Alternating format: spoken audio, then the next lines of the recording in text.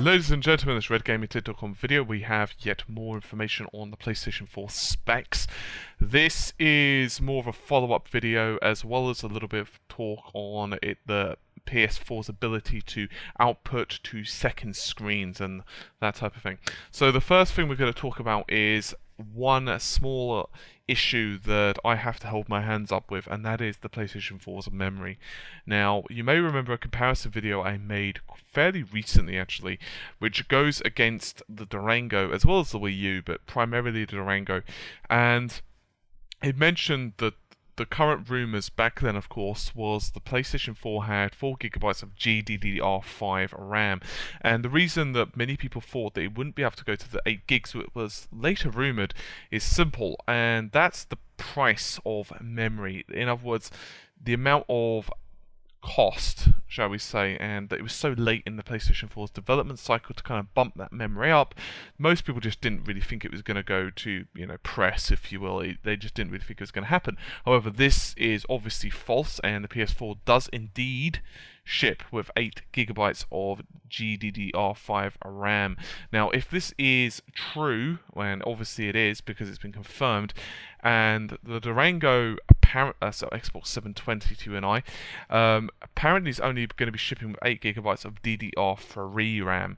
So in other words, the PS4 definitely has quite a big advantage there. In terms of graphics card and CPU, we're not really looking at anything spectacularly different to what we originally expected.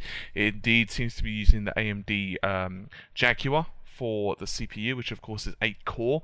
I've gone into heavy details on this, by the way, in a previous video, so I'd highly recommend you click on the link that I'll provide and you guys can check that out yourselves, as well as the AMD GPU. So once again, they've gone with AMD for both the graphics card and the CPU. The AMD GPU is indeed outputting about 1.84 teraflops, so around what we expected. So once again, pretty much business as usual. It's also unsurprising that the PS4 has all the regular ports that you'd expect, including HDMI and standard out, in other words AV out. That's not really a surprise. It's also unsurprising that it, of course, features Wi-Fi right out of the box, does support USB 3 standard, which isn't a shock to anyone, as well as, of course, a Blu-ray and DVD, although, of course, that's only read only. It's not going to be able to write your DVDs. And all of this, of course, is wrapped up in a built-in hard drive. Once again, Sony made the right choice. They know it with the PS3. They said, hey, you know what, this is one thing that definitely works for a console, including the hard drive. It makes absolutely no sense to not do that, and I'm really hoping Microsoft will do the same thing. I imagine they will, especially in the age of, media. However, what is new is the fact that Sony have confirmed that the Vita, along with iOS and Android smartphones, as well as tablets, by the way, will be able to act as second screens for the PS4. This will basically be using your Wi-Fi. Now, what's really cool about this is that means that in theory, for example, let's say your PS4 is in the living room and you are not in the living room. Let's say you're in your bedroom and you can't be asked to basically go into your, living room to play. Well, what you can do is basically just use your Android tablet, for example, to play games on. Okay, you won't get all the surround sound and all the coolness, but hey, it's nice. But what is really good and very similar actually to the Wii U's method, if you will, is the fact that you can actually use this second screen as, for say, inventory, or say displaying maps. Now, this is obviously going to be an application, and as I've said earlier, it's going to be very similar to the Wii U in that respect. I really like this, actually. I'm actually a massive fan of this, and I'll tell you why. I don't necessarily know if I'll use it a whole load, maybe depending on certain games, but the reason I like it is just for the fact that you can just use it on any device, and I just really like that. I think it's nice that Sony are giving you so much freedom, and they're saying, hey, you can use this on iOS, you can use this on Android, all up to you, my friend. And of course it even works better because you can use it on your Vita, so you've really got no excuses. You're going to have one device, most likely in your home, that you're going to be able to take advantage of this of. So obviously all of this functionality is just fantastic. Now, regarding the controller, we've covered this briefly before, and indeed it's not anything particularly different from the video that I did just a while back covering actually the prototype joypad, but it appears that the PlayStation 4 joypad does actually have quite a lot of functionality that we expected it to. Of course, most of the functionalities, such as, for example, the L and R buttons, or the left and right analog stick, square, triangle, those buttons, you know, the general ones that you associate with the pad, they're still there. However, Start and Select have gone bye-bye. They've gone the way of the proverbial dodo, and we now have the share button as well as the options button.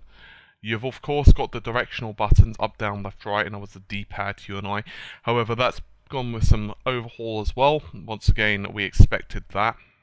What is a bit different, however, is the touchpad. We actually have some confirmation now. It is a touchpad. There's no screen there. I'm sure many of you know this, but I'm just going to go through it just real quick in case you're not familiar.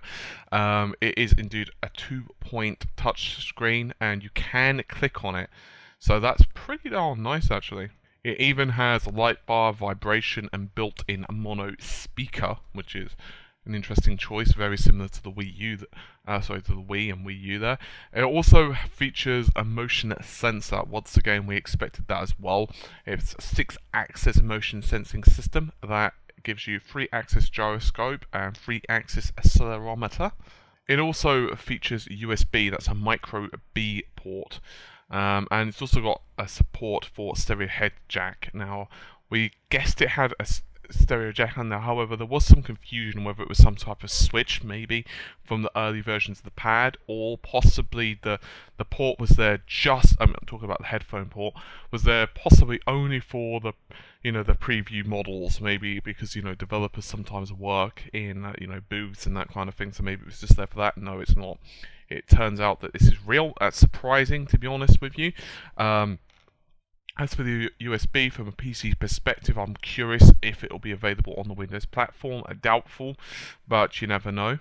And this is, of course, all using a Bluetooth version 2 communication, and does, of course, include its own rechargeable battery. Very similar to the PS3 in design. I don't think they're going to change that. It just works well, and it saves people whining about needing to buy AA batteries all day long. Of course, you could buy rechargeables, but you get the idea.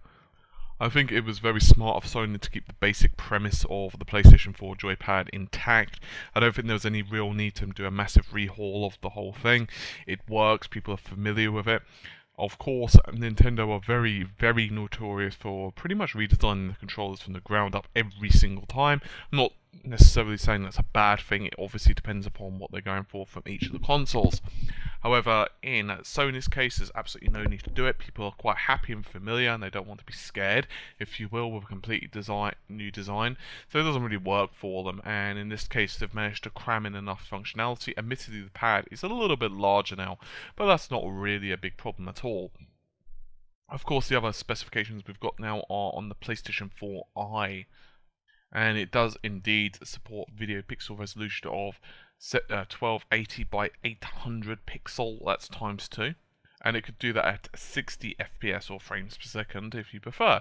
It can also support 640 by 400 at 120 FPS, or the very crummy resolution of 320 by 192 at a rather astounding 240 FPS. Obviously, we're talking about bandwidth issues here. It also supports video format of raw YUV, should I say, that's uncompressed. Now, these are dual lenses and f values, and f2 is 0 fixed focus, for those of you who care, with a capture radius of about 30 cm, with a field of view of 85. It's got a built-in microphone, that's 4-channel microphone array. As for connection type, it actually features a dedicated connector, that's an aux connector directly to the PS4, so it doesn't take up a USB slot or anything like that. And that little sucker has about 2 meters of cable, although the cable length is well, it's tentative at the moment. We're not exactly sure if that's confirmed. Probably not. It might be a bit different, but 2 meters sounds about fair to me. Once again, most of the PlayStation 4 Move stuff was rumored. I just wanted to go over it just to confirm it, since we've not produced a video exactly going over it before, so I thought I might as well, more for the sake of completeness. So what are my thoughts on the PS4 specs as a quick overview? Well, I must say I'm fairly impressed. I will be doing a complete breakdown of this stuff possibly in the next few days, which is going to be going over a lot of what the actual PS4 actually has in it, in terms of giving you an overview of what the Jaguar CPU is, giving you an overview of what the processor, graphics processor is, memory and all that type of thing. But my initial thoughts are very similar. It supports 1080p quite nicely indeed. From the interviews that I've read, it seems that all of the demos were running at 1080p on the PS4 conference, which isn't surprising. Obviously Sony are going to want to do that. Last generation, the big headline of course was 720p. There were later updates for consoles which did allow that consoles to output at 1080p, but for the most part, of course, they were upscaled. There were very few native 1080p games, for a reason I've gone into previously, mostly involving, well, the fact that it's very difficult to output at 1080p.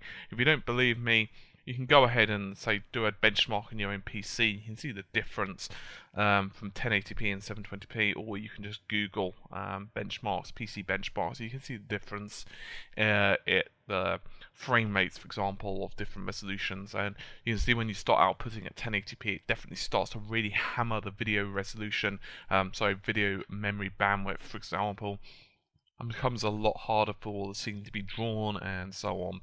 So yeah, obviously they want to make a bigger impression here. Obviously at some point or another, however, there will be a point where it's no longer able to output increasingly complicated scenes, because obviously the games we see at launch are nowhere near going to be the quality that, say, games in, say, 3 or 4 years' time are going to look. So maybe they have to drop down the resolution then, but at that point, who cares, right? What I am saying, however, is I am very impressed with the PS4 specifications. I'm actually going to go into another video, possibly, which is going to be going against the PC a little bit. In other words, what it's going to mean for PC owners. However, as a PC gamer, primarily, I must say I'm very happy with the specifications of this system. I think it's going to really give a kick up the ass, to be honest with you, to game development on the PC and generally on consoles, which I think has been really held back for a while now with the limited specifications that we've got. So anyway, I think that just about covers it from me. Once again, we haven't really covered much massively new ground on this video, but what we have done is just cemented what the PS4 has, what the PS4 is going to offer. I must say I'm very happy with it, and I'm going to be very, very curious to what Microsoft are going to do in terms of its answer. Obviously, the previous rumours were the PS4 definitely had the advantage in terms of the graphics card. It actually had quite significant improvements. I believe, although this is from pure memory, that the PS4 had, I believe it was 4 GCN cores, although there was some rumours, because obviously it depends on whether they're going to be turned into compute cores or not, whether you want to count those, regardless of the fact. The other advantage of PS4 definitely seemed to have was memory bandwidth. Now, of course, the memory bandwidth isn't the only thing the PS4 has advantage of. It actually is equal in terms of memory as well. So this is going to be quite an interesting console war, to say the least. Could well be the PS4 is going to be the clear runner-up, the clear winner in terms of actual raw performance. However, until we actually get something from Microsoft, who knows? Regardless of the facts, I think that's just about it for this particular video. Hopefully you've enjoyed it, and I will see you around soon. Take care of yourselves. Bye for now.